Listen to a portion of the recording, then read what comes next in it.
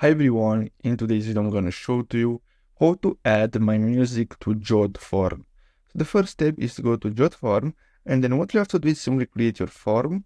And if you want, you can start from scratch, but I'm gonna use a template. So let me choose this template right here.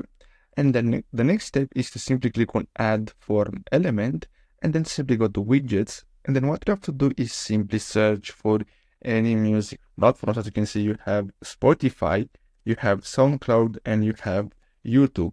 So what you have to do is simply select one, and then you can simply, as you can see, you can simply drag it here.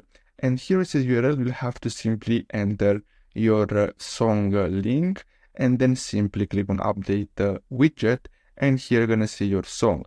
So you can do the same thing with Spotify and other music. So as you can see, you can add the URL and add any songs, and with YouTube the same thing basically. So I hope you found this video helpful. Thanks for watching.